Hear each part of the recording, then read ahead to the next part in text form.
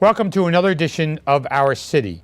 I hope all of you enjoyed the Thanksgiving holiday, as we had beautiful weather on Thanksgiving, and it was special time in the city of Elizabeth.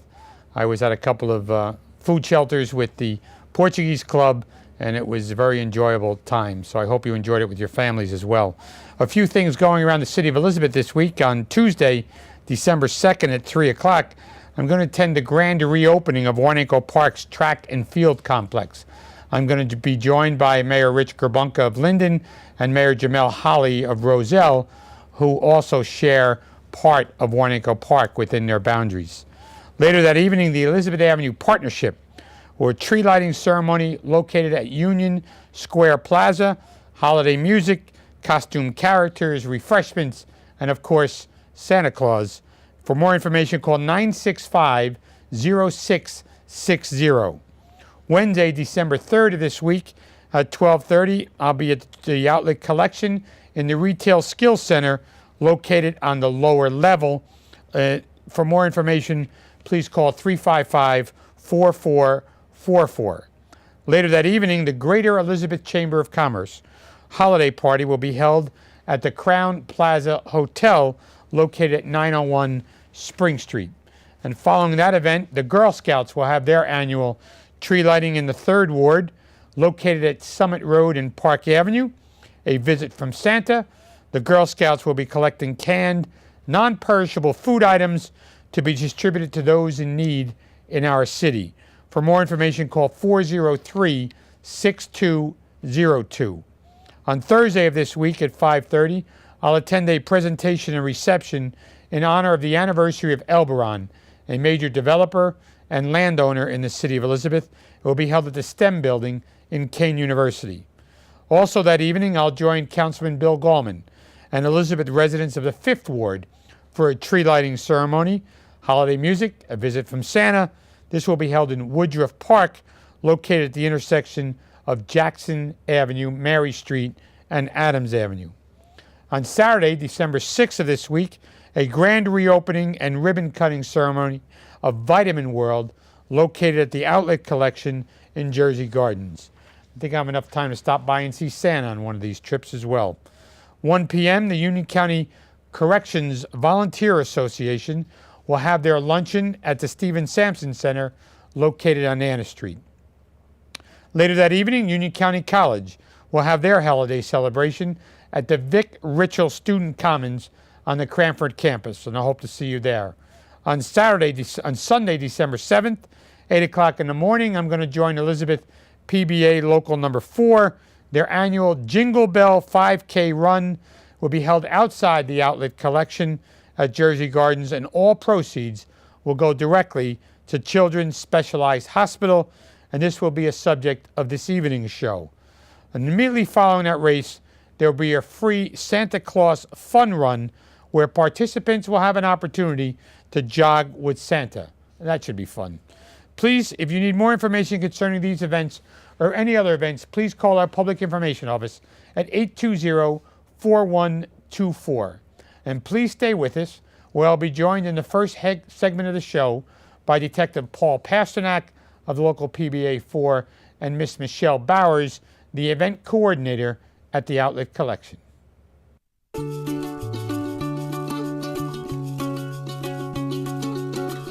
Creating tomorrow's jobs today. Kane University. Welcome back to Our City, where I'm joined by Detective Paul Pasternak and Miss Michelle Bowers. Welcome. Hi, Mayor. Thanks for having us. So, Michelle, you've been the event coordinator. What are the logistics you need to do for this? Well, the fun part of my job is working with people like Paul, who really enjoy coordinating some wonderful community events to raise funds for our wonderful Children's Specialized Hospital. So my job, he makes it very easy. We provide the spot, we promote it, social media, website, try to get as many runners out as possible. And Paul does all the hard work. So how many years are you with the Outlet Collection? 9 years this year. And what other events do you get involved in? Our magical season of giving, which you can also support while you are out running. You can show your receipts and shop for a magical cause, and you could help Children's Specialized Hospital. They could win a wonderful donation by us if you We show talked your with receipts. Denise and Crystal on about that last week. Oh, good, good. And so the Jingle Bell Run, Paul, plays into that a little bit. Yeah, Yes, it does. it's a magical season of giving. Yeah, it's all part of that. It's actually terrific. And Mayor, you know, because you've done the event ever since we started 4 years ago. The fun run with Santa starts off at around 8:15ish or so. We set up some Christmas trees. Santa is not really fast these days, but he runs I with was a going bunch to of say, kids. a fun run with Santa is kind of like an oxymoron, isn't it? I Yeah. mean, fun run with Well, Santa. it's really for our kids. A lot of our kids enjoy it. So they run through the Christmas trees with Santa, and it sort of helps us get everybody together for our 8:30 start, which is the 5K run walk at 8:30 in the morning on December 7th. And the Jingle Bell Run, Paul, is this your idea when you started? It was, yeah, there was a couple of us, a couple of police officers got together. I think we were actually working at the mall and said, you know, this would be a great place to have a run. And we decided it kind of gelled from that, or started from that, I guess, and gelled into this terrific event, the 5K. Now, you've been running, you run for exercise, I correct? do, yes. And you run 5K, you run more than 5K? I've done marathons. I've done several marathons and triathlons. I've actually done a couple of ultra marathons, which is anything over a marathon distance. A marathon distance is 26.2 miles. Anything over that is an ultra. I've done a couple of those, but the short ones, like Why? the 5K, are terrific. I don't- to keep in shape, I guess. And What a did you little do crazy. on your birthday? Yeah, I ran a 50K on my birthday when I turned 50 last year. 50K? So, yeah, 50 kilometers. Yeah. And what does that equate to in miles? About It's 26? roughly around 32 miles. or 32 so. miles. Yeah, it was pretty crazy. How long did that take you? A couple hours. Yeah. Yeah. So, whoever come up with 26.2 miles for a marathon? I'm not 100% sure how it started. Something to do with Greek, I think the it was Olympics. the distance from Yeah. like Olympia to Something like that. somewhere. It was that distance of 26.2. But Okay. Michelle, do you run? I am a very new runner. Last year's 5K That's a was... really nice way of saying no. No, I do now though. This was my first 5K last year, so... Okay. that Have was- you run another one since? Yes, I have. I have. Okay. So you're prepared to run on I am prepared. the Jingle Bell Run Always. on December 7th. Now, when the other officers that got involved with this, Paul, did you together pick Children's Specialized Hospital? We're going to have Phil on the second half of the show. yeah, it's a great charity. Actually, no.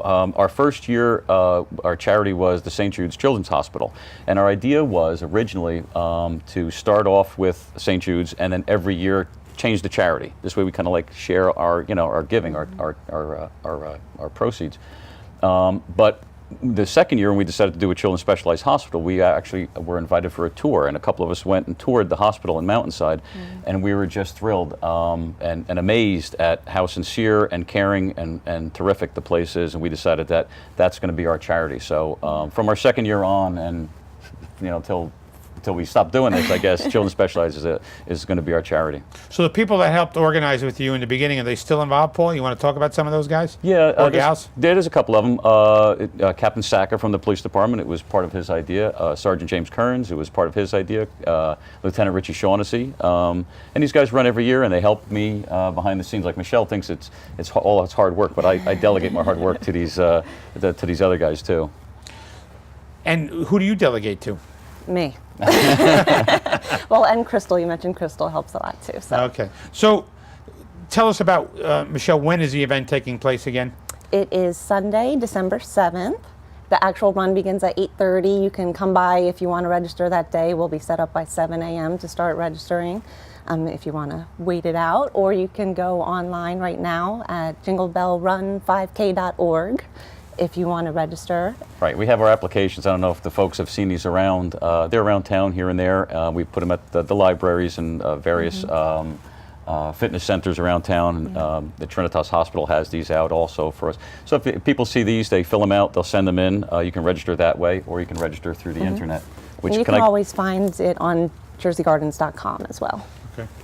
You going to say something else? Yeah, I was just going to give the website again, Mayor. It's www.jinglebellrun5k.org.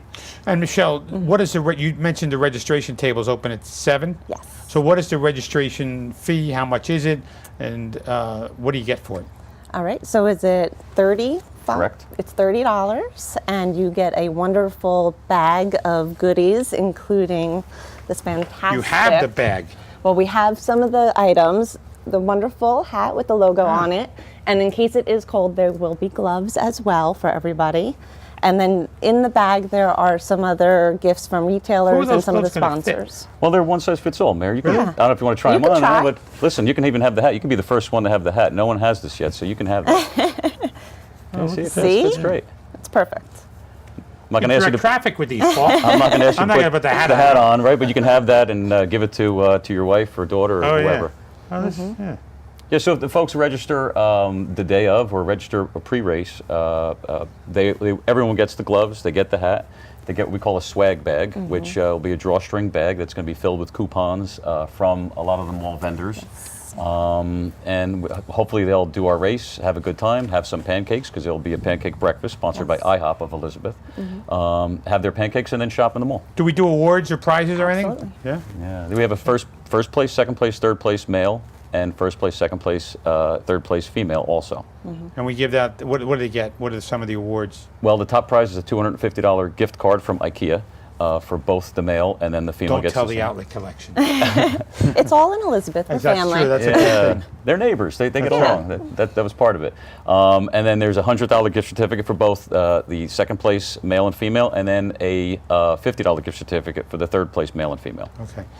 And Michelle, the prizes. How many people? Do you know how many people are registered so far? Or is that more Paul's So ballot? far, we both kind of go back and forth. We're at about 150 right now. Yeah, we're probably roughly around 125-ish or so, 150-ish or so right now, which is fine.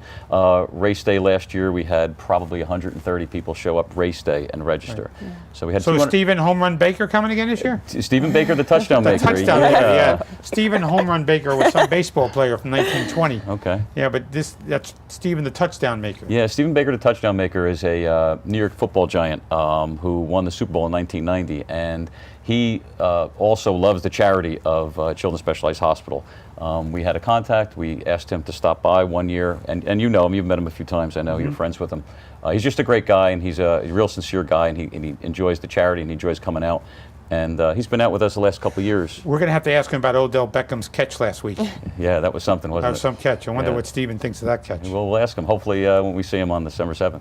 So I want to thank you for taking the time to join us on the show. I know, Paul, you're going to stick around for the second half. Sure. And Michelle, we're going to bring in Phil from Children's Specialized. It's my so pleasure. Thank you for taking the time out of your Thank you. schedule as well. For Michelle Bowers and Detective Paul Pasternak, please stay with us after these messages. Back with more with Phil Salerno on Children's Specialized Hospital. Welcome back to our city. For the second half of the show, I'm still joined by Detective Paul Pasternak, who has helped put together a Jingle Bell run over the last 4 years with other members of the Elizabeth Police Department. And I'm pleased to be joined by Mr. Phil Salerno, who is the CDO of Children's Specialized Hospital in Mountainside. Phil, welcome to the show. Thank you, Mary. It's a pleasure to be here. So how many years, what do you do, what is CDO at Children's Specialized Hospital? CDO is just an abbreviation for Chief Development Officer, so I'm responsible for the fundraising, the marketing, and the volunteer services at Children's Specialized Hospital. And how many years are you there, Phil? About 28. Oh, you've been there a while. I was going to work there for 2 years and find a job closer to Bergen County where I live, but it didn't work out that way. It's worked out much better. Been your career. Yeah, it's been a great. So you have great a North Elizabeth girl there, Nancy Kazanecki, who I've known my entire life. Nancy does a great job. She is the assistant to the president of the hospital, Amy Mansu, who you also know. Right. And Nancy's just a great partner. She's a lot of fun. She's always on top of everything that's going on.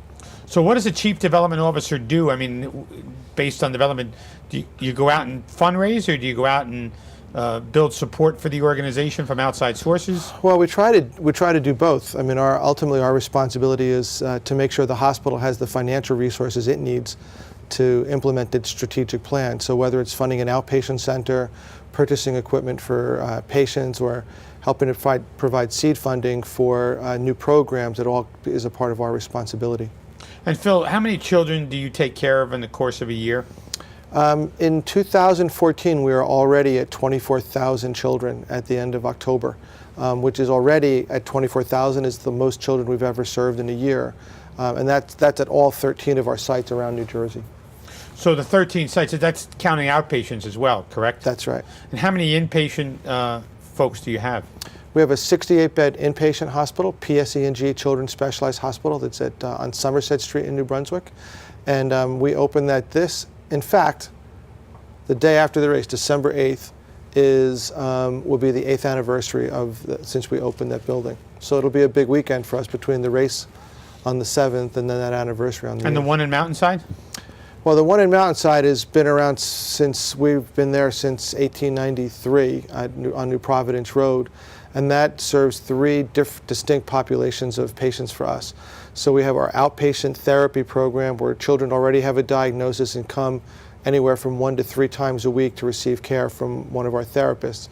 We have our ambulatory care center where families may come looking for a diagnosis. They know their son or daughter is missing a developmental milestone and they're concerned, so they come in to see one of our physicians in hope of getting some answers. Or sometimes it's just a routine follow-up checkup. And then we have our long-term care unit, which has in Mountainside over 24 beds for children who are in an extended nursing facility. My brother rehabbed there over 35 years ago after Really? a car accident. And I've seen the work that you do firsthand. So you not only deal with children who have a development milestone that they missed, but you also deal with accidents, correct, and Right. rehabilitation. Right. On the inpatient side, we typically see a lot of children with either traumatic brain injuries, spinal cord injuries, or congenital deficits, and it could be for complications from prematurity or just general rehab. Children who have a chronic condition and they need the expertise that our physicians offer and come in. And then on the outpatient side, we do a lot with children with autism. We're probably the largest provider of autism services in the state for children. And then we also do a lot with children with attention deficit issues as well as orthopedic issues. Now, Paul, the PBA has also got involved in a shopping day for some of the kids at Children's Specialized where the PBA comes together, and I've seen you there at this event. You may not be the organizer, but you are clearly one of the leaders where you get the kids from the hospital and then you assign a tell me how that works. Yeah, what happens is our PBA, run by our president, Richie Stanky, and Joe McDonough, who's also on the PBA board, they get together and they invite families from Children's Specialized Hospital, and they come in, and a bunch of us volunteer. We show up in our dress blues as police officers, and we walk around with the kids as they shop for their families. And it's really no big deal to put on a uniform for us, but it's a big deal to them. They love it. They think it's fantastic. They walking around the mall and us helping them shop, with a cop. It's actually pretty cool. And that's been going on for about as many years, the Jingle Bell Run? I don't know how long it's been going on. I think it's been going on for longer than that. The Jingle Bell Run, we're in our 4th year. I believe this has been going on longer than that. So do any of the patients at the hospital come to the Jingle Bell Run? Yeah, we've seen some folks. They show up, absolutely, yes. And they know that this is a fundraiser and it helps out the hospital? The ones that are... Yes, Yeah. yes, I think so. In fact, I think it was 2 years ago, one of our patients and his dad ran the race, and the dad pushed his son in his wheelchair. I was next to the them for a 5K. while. Yeah. Yeah. Yeah, that was a pretty moving moment. Yeah. And the son enjoyed it. It was a little cold, but It was cold. he enjoyed being out there with Dad. Right. Was the bottom line. Right. Which was really special. So anybody can participate in this race, correct, Paul? That's correct, anybody. Like I say, a lot of people give us a call or they send us an email asking could they walk. And you yourself walk the race, and yeah, sure, it's a 5K, which is 3.1 miles. Starts on one side of the mall, finishes on the other side of the mall. That's by design, because at the end of it, when you walk into the mall to go back to your car, there's our pancake breakfast and our award ceremony. So it works out pretty nice, we think. Our walkers, we'll walk the 5K, we'll walk the 3.1 miles. If they're having a little trouble, if they don't think they can make it, we have an actual cutoff spot. So it'll turn out to be about a 2-mile walk. If someone's having trouble or they don't think they can make that extra mile, whatever, we get them back safe and sound. Phil, do you walk? Do you run? The first year I went, not really sure what was going on. Last year I went feeling really bad that I didn't walk or run. So this year, while I still have to register, I'm going to run in the race with Paul. I'll be far behind Paul, but I will be running. So it's an incremental process for you. It is. I'm not an early adapter. So regarding Children's Specialized, and you said you toured, did you tour the one in Mountainside or did you tour the one in New Brunswick? No, Mountainside. We went up to Mountainside. Like I said, our 2nd year, and we decided to use them as our charity. That year, we were invited up, and the folks there were really, really nice to us. And like I said before, how sincere and caring and genuine they really were to helping people in need. And Phil, when you go out there to raise money and to talk with people, is it common that you would say, hey, you want to come take a look at our facility? We'll show you how we do the work? It's a great opportunity for people to really see where they're making a charitable investment. So when they have that opportunity to come in to see our patients and to see the care that goes on from our therapists and nurses and our physicians, it just has a very strong impact on them. I mean, people will finish a tour and comment how they could sense the level of caring from our staff towards our patients and how well they're cared for. So Phil, after 28 years, when you first started there and you went there 28 years ago, you only stayed for 2 years, there must have been something that grabbed you about the hospital. It's an incredible mission. I used to volunteer at a camp for kids with disabilities while I was in college, and this just became an extension of that part of my life. And when you get to see patients who may enter the hospital in a coma but walk out on their own, or see them taking their first step after being unable to walk for a while, it's really very rewarding. And the fact that parents allow us into their life at one of the most difficult times and invite us to share in that journey with them, it's just a humbling experience to be there. Can anybody volunteer at the hospital? Do you accept volunteers? Or do you? They absolutely can, Mayor. And they can email volunteers@children's, plural, -specialized.org, and we'll get an application out to anyone who wants to volunteer with us. And there's, I guess, a background and you decide, you know. Well, yeah, I mean, as regulations have changed from the accrediting agency that we use, background checks, physical notes from doctors are all part of that requirement. So I think the 5K run is one of many events that the police do, as well as the shopping experience. I know when I go to the outlet collection and see all the people eating pizza after the shopping experience, they're extremely happy. I mean, that look on the face must pay dividends for the people who do things like you do every day. We're lucky. Yeah. I want to thank the two of you for taking the time to join us on the show. Thank you very much. Thank you for having us. I appreciate it. I look forward to seeing you at the run on Sunday. And thank you for the commitment you have for the Children's Specialized Hospital. And Paul, for your work. Thank you very much for having us. Appreciate it. For Detective Paul Pasternak, Miss Michelle Bowers, and for Phil Salerno, I'm Chris Bolwage, and we'll see you next week on another edition of Our City.